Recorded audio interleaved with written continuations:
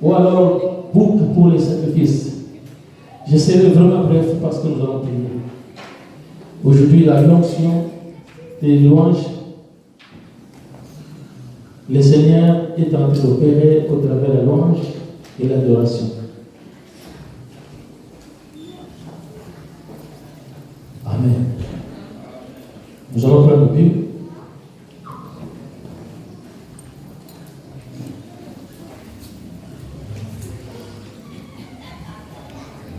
Hébreux chapitre 10.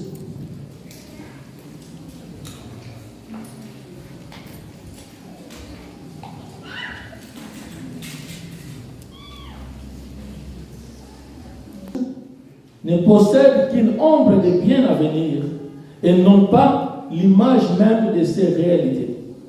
Elle ne peut donc en aucun cas amener à la perfection ce qui approchait ainsi de Dieu sur la base des mêmes sacrifices offerts à perpétuellement d'année en année.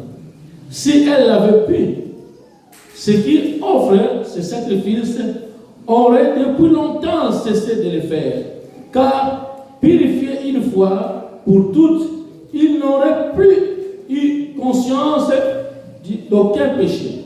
Mais, en fait, ces sacrifices rappelant chaque année les souvenirs des péchés, car, en effet, il est impossible que du sang des taureaux et des boucs ôte les péchés.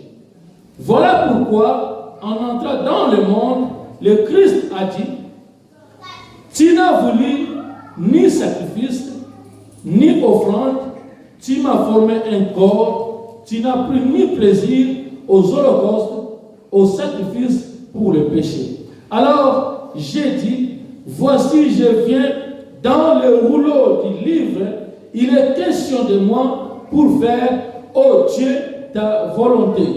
J'ajoute 8. Il commence ainsi par dire: offrande ou sacrifice, tu n'as pas voulu et tu n'as pris ni plaisir aux holocaustes, aux sacrifices pour le péché. Pourtant, ces sacrifices sont offerts conformément à la loi, parole de l'Éternel. Nous bénissons ta parole, car ta parole est la vérité et la vie. Seigneur, bénis chacun de nous ici, au travers de cette portion de l'Écriture, au nom de Jésus. Amen. Amen. Bien-aimés, je vais parler, je serai vraiment bref. Aujourd'hui, je serai bref. Le temps est parti parce que ça, qu'il y a l'onction des louanges et nous allons prier aussi. Nous allons profiter de ce moment pour prier aussi. Les sacrifices que Dieu a ordonné à Moïse de donner lorsque quelqu'un tombait dans les péchés, ce sacrifice était un agneau ou un bouc. Il faudra amener cet agneau devant les sacrificateurs. Et lorsque tu vas amener devant les sacrificateurs,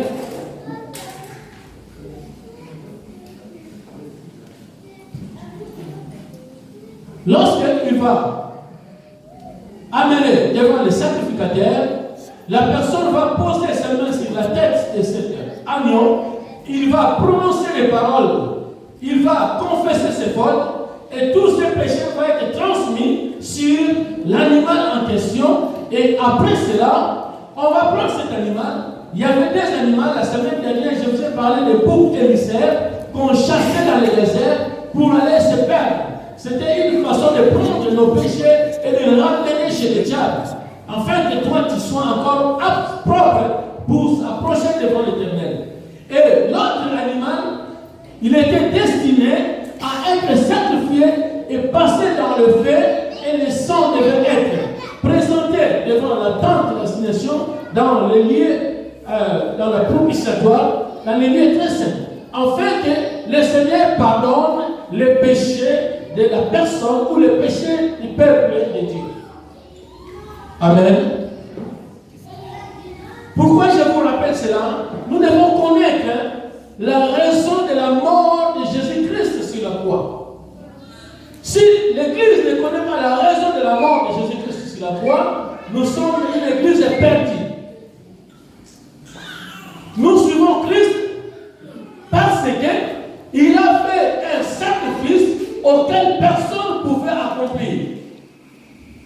Hier soir, j'étais chez une sœur, une famille, nous étions avec l'apôtre Josué, et le Seigneur nous a conduits à parler de l'offrande.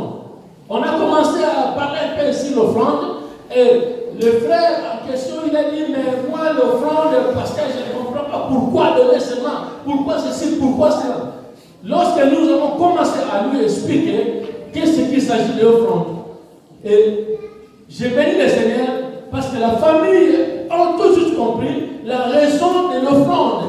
L'offrande n'est pas pour enrichir l'Église, ni pour enrichir les hommes de Dieu, mais l'offrande, c'est l'image de Dieu. L'offrande, c'est le lien auquel Dieu s'assoit. Parce que Dieu lui-même, il est la première offrande. Alléluia. Ici, la parole de Dieu dit, Jésus dit, tu n'as voulu ni sacrifice, ni offrande, alors que cela a été donné selon les prescriptions de Dieu.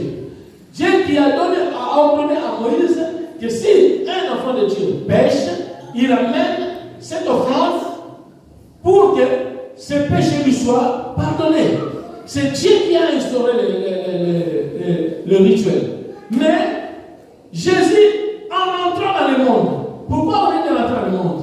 Parce que Christ, il est Dieu.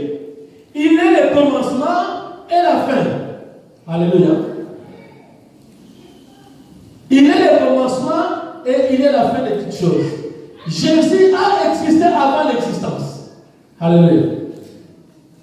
Beaucoup de gens ont du mal à comprendre que Jésus, il est Dieu. Christ, c'est Dieu lui-même, c'est fait chair. Jean chapitre 1, il dit, au commencement était la parole était avec Dieu, et la parole était Dieu lui-même. Alléluia. Et la parole s'est faite chair. Pourquoi cette parole s'est faite chair? Tout simplement parce que cette parole était une offrande que Dieu voulait donner aux hommes. Alléluia. L'offrande, c'est Dieu lui-même. L'offrande que le peuple de Dieu offre à l'Église, c'est une offrande de reconnaissance. Mais le véritable offrande, c'est Dieu lui-même. Pourquoi? Parce que la Bible dit, en rentrant dans le monde, tu n'as voulu ni offrande, ni les sacrifices. Alors que cela a été donné conforme à ta loi. Mais tu m'as formé un corps. C'est pour cela, un jour lorsque Jésus traversa, Jean-Baptiste voyant Jésus de loin, il pointe les doigts en disant, voici l'agneau de Dieu, celui qui ôte les péchés du monde. Jean-Baptiste a dit, voici l'agneau de Dieu. C'est-à-dire, Jean-Baptiste a attesté que cet homme que vous êtes en train de voir passer, c'est lui l'agneau de Dieu qui ôte les péchés. Pourquoi l'agneau de Dieu qui ôte les péchés? Car lorsque Dieu a voulu libérer son peuple, il a montré l'image des choses à venir au travers de ce peuple. Dans Exode chapitre 12, nous connaissons l'histoire de Moïse. Lorsque Dieu lui a envoyé pour aller libérer son peuple, Moïse a fait toutes les incantations nécessaires que Dieu lui a données. Mais aucune a pu faire peur au pharaon.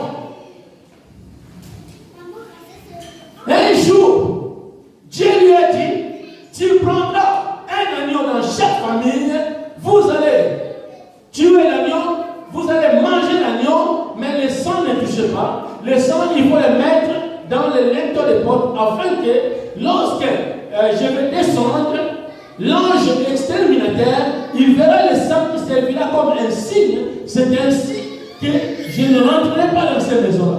Mais celui ou celle qui ne mettra pas le sang dans le linteau de porte, il sera frappé comme les Égyptiens.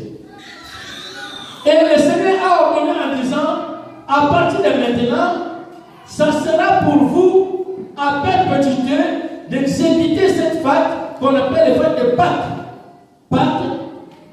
Et on immolait l'agneau pascal. Alléluia. C'était l'image, mais en réalité, c'était les choses que Dieu a déjà prédestinées d'avance pour libérer les peuples qui sont les peuples acquis, les peuples qui lui appartiennent.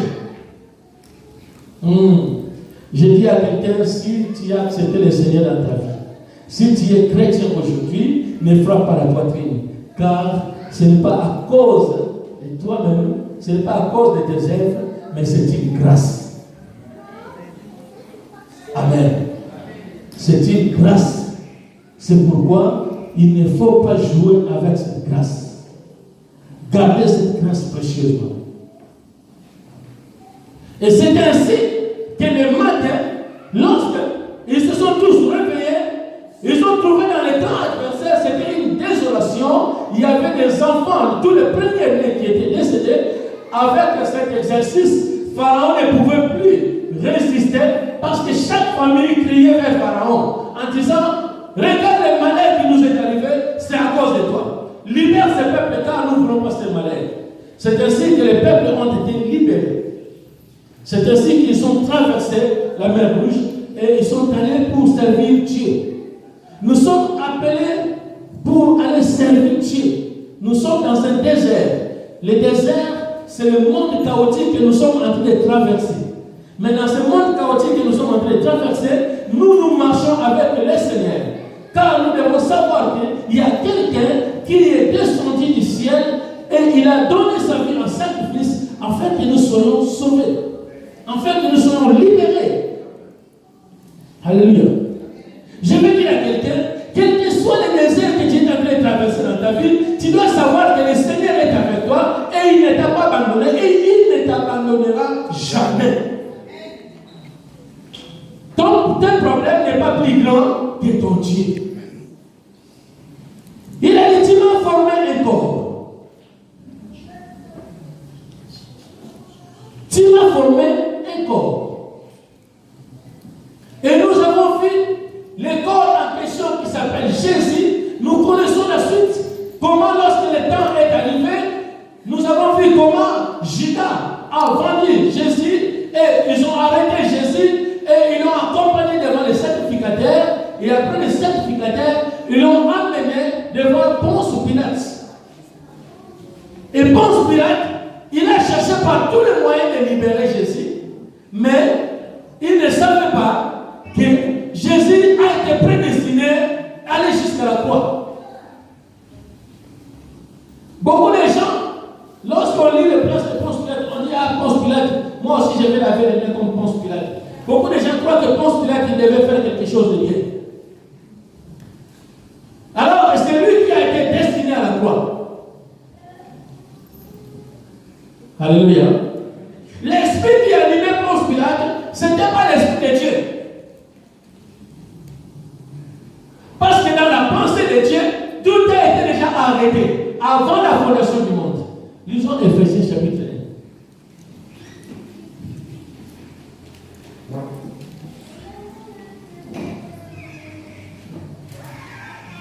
1. Éphésiens chapitre 1.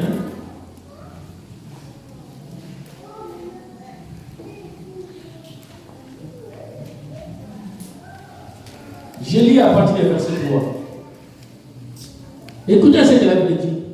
Loué soit Dieu, le Père et notre Seigneur Jésus-Christ, car il nous a comblés des bénédictions de l'Esprit dans le monde céleste qui toutes sont en Christ.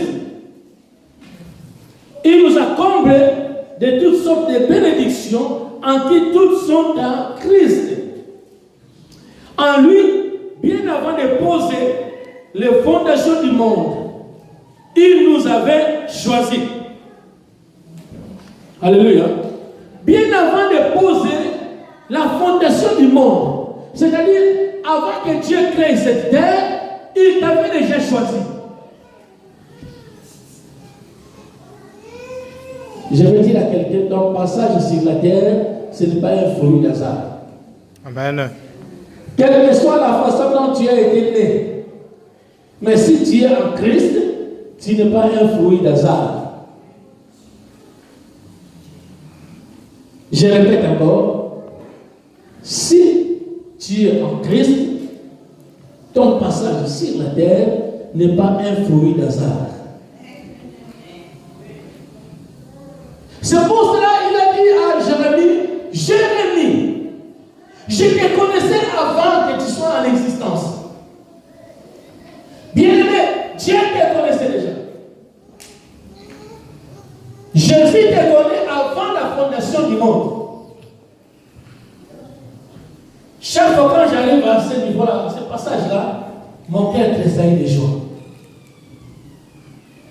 Jésus me connaît avant la fondation du monde. Donc, j'existais avant la fondation du monde. J'existais avant la fondation du monde. Et maintenant, j'ai la grâce. Et après la destruction du monde, j'existerai toujours. Qui a compris cela? Qui a compris? Non seulement tu existais avant la fondation du monde, mais après la destruction du monde, tu existeras encore. Tout ce que nous vivons sur la terre n'est que passagère. Voilà pourquoi l'apôtre Paul est en train de dire: qui me séparera de l'amour de Dieu? Qui me séparera de l'amour de Dieu? Est-ce que c'est les anges? Ce n'est ni les anges, ce n'est ni les biens, ce n'est ni les matériels, ce n'est ni les hommes, ce n'est ni les diables, ce n'est ni personne, ni la maladie. Rien ne pourra me séparer de l'amour de Christ. Car, alléluia, rien ne pourra me séparer de l'amour de Christ. Rien. Rien. Ce que Jésus a accompli dans nos vies est plus grand, est plus puissant. Il nous a comblés de toutes sortes de bénédictions. C'est-à-dire, même quand je suis malade, je dis je suis béni car Christ m'a comblé de toutes sortes de bénédictions. Même quand je manque, je dis je suis béni car Christ m'a comblé de toutes sortes de bénédictions. Même quand j'ai des soucis, avec mes soucis, je suis en train de dire Dieu m'a comblé de toutes sortes de bénédictions. Ne regarde pas ce que tu es en train de vivre, mais regarde la parole de Dieu qui dit Dieu t'a comblé de toutes sortes de bénédictions en Jésus-Christ. Si Jésus n'avait pas accompli la mission de sacrifice, là on aurait dit que la parole n'a pas de puissance. Mais nous savons qu'il a accompli. Il a tout accompli. Il est allé jusqu'à la croix.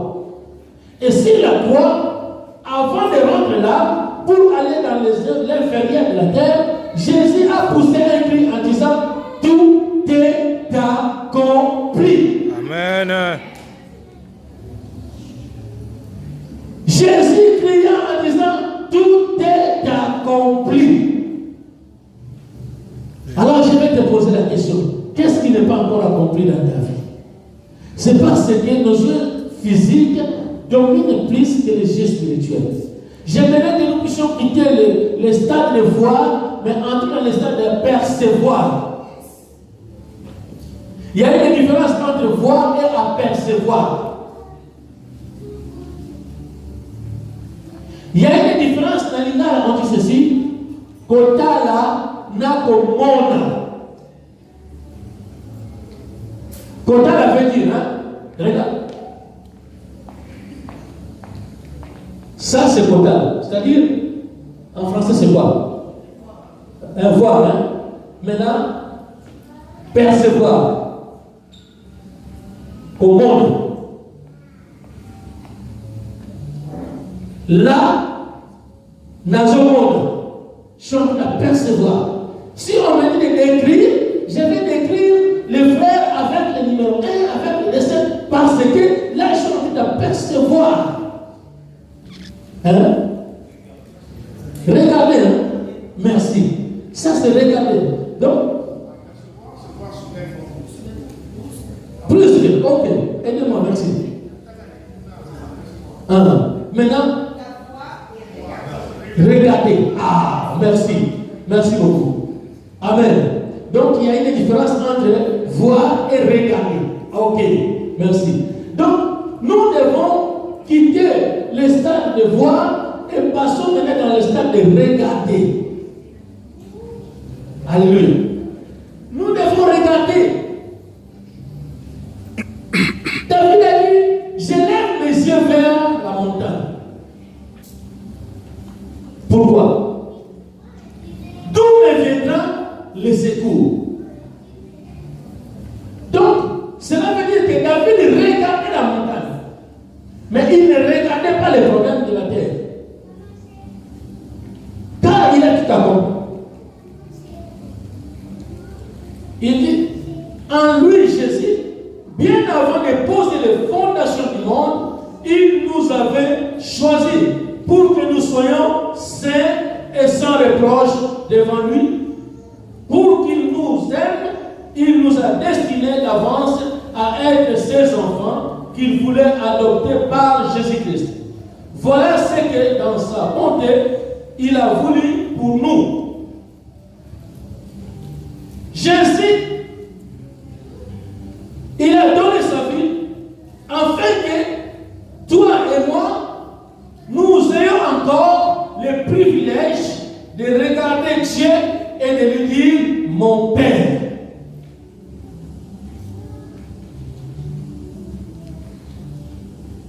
La mort et la résurrection de Jésus, c'est pour que toi et moi, nous ayons le privilège de retourner encore vers Dieu et non seulement de lui appeler Dieu, mais de lui appeler mon Père. Alléluia. Mon Père. Celui que nous appelons Père, c'est lui qui a créé les cieux et la terre et tout ce qui existe.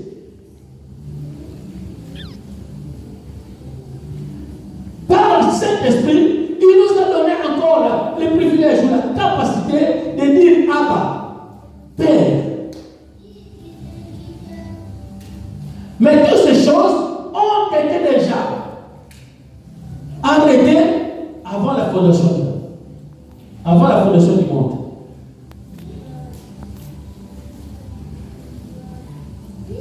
N'ayez pas l'habitude d'accuser tous les autres. Hein?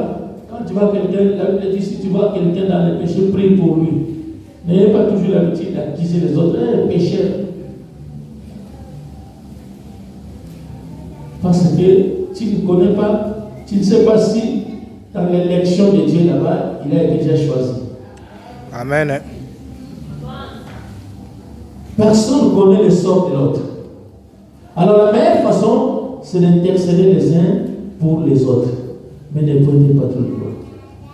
Voilà pourquoi la Bible dit, vous qui êtes forts, soutenez les faibles. Car, oui, moment, toi-même, tu seras aussi faible. Nous sommes dans le désert, nous sommes en train de traverser le désert.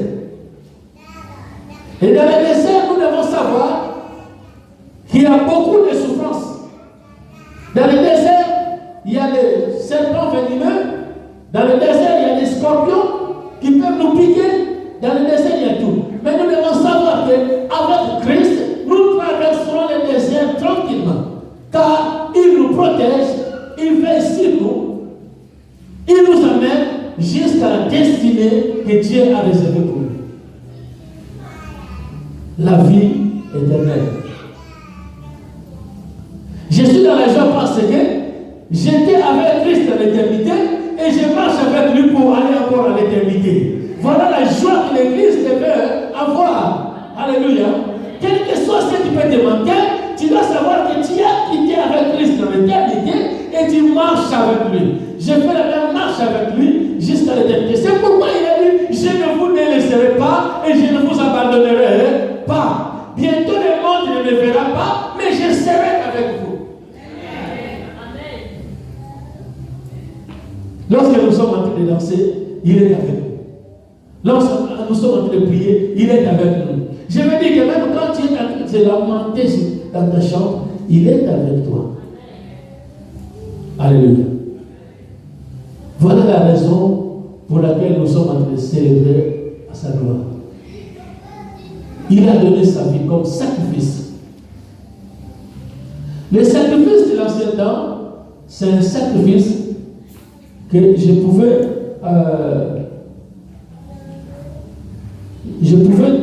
donner un exemple. Y a-t-il des gens qui conduisent? Des chauffeurs qui conduisent? Oh Seigneur, fais-nous grâce. Il y a toi qui conduis. Ok, gloire à Dieu. Vous qui ne conduisez pas, je proclame le permis dans vos vies au nom de Jésus-Christ. Et nous sommes dans un pays de matériel. Ici, ça ne coûte pas un paquet d'argent pour avoir le permis aussi pour conduire. Profitons. Amen. Tout a été créé pour nous. Nous sommes bénis. Lorsque nous conduisons, il y a des panneaux qu'on appelle les panneaux de priorité ponctuelle. Qui connaît la priorité ponctuelle? Ah, c'est que, comme tu es à l'école, tu dois connaître ça. Priorité ponctuelle, c'est-à-dire il y a une flèche comme ça. Hein? Si tu les vois, ça s'appelle priorité ponctuelle. Donc cela veut dire, ici, je vois ça, donc j'ai la priorité devant tous ceux qui traversent. J'avance, mais c'est une priorité ponctuelle. Lorsque je vais arriver dans une autre intersection, cette priorité ne fonctionne pas. Je dois regarder encore les panneaux qui se trouvent ici. Si cela me donne l'autorisation de passer, je passe. Mais si cela me dit stop, je dois arrêter. Amen. Maintenant, je vais dire quoi? Ce que Dieu a dit à Moïse, de présenter devant les sacrificateurs comme animal, quand un enfant de Dieu pêche, c'était des priorités ponctuelles. Une priorité qui peut avancer qu'à un moment.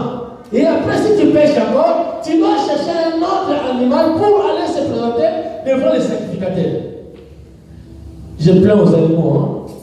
Si ça continue jusqu'aujourd'hui, je pense qu'on n'allait pas avoir des chèvres et des agneaux. Amen. Mais maintenant, c'est que Christ, je vais terminer par là. Mais maintenant, qu'est-ce que Christ a fait? Ce que le Seigneur a fait, ça s'appelle priorité. Aidez-moi. Il y a une priorité ponctuelle, il y a l'autre qu'on appelle priorité continuelle. Cette priorité, vous allez voir, c'est un triangle. Hein? Ah, avec jaune. Ça s'appelle priorité continuelle. C'est-à-dire, tant qu'il n'y a pas quelque chose qui me fait arrêter,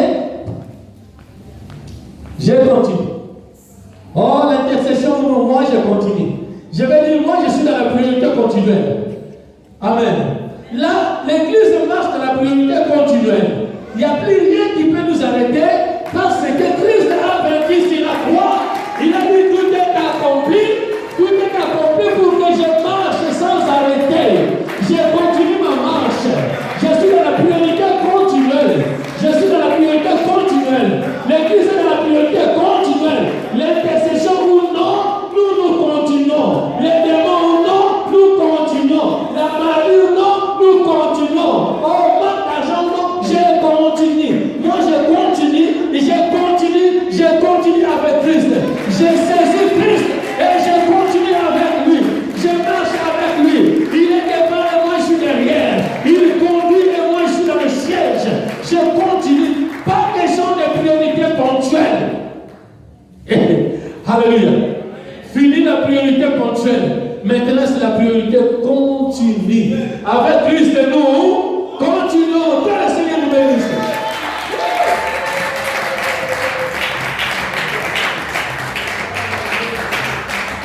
Amen. Alors, quel est ton problème?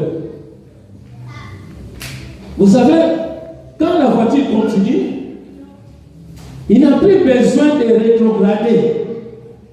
Qu'est-ce qui te fait rétrograder? Quel est ce souci qui te fait rétrograder? Quel est ce problème qui te fait rétrograder? Nous voulons prier. Mettez-nous debout, s'il vous plaît. Plus de rétrograde. Avec Jésus, plus de rétrograde. La vitesse continue. La vitesse continue. J'aimerais que chaque personne, bien aimé, répète avec moi. Avec Jésus, c'est la vitesse continue. Avec Jésus, c'est la vitesse continue.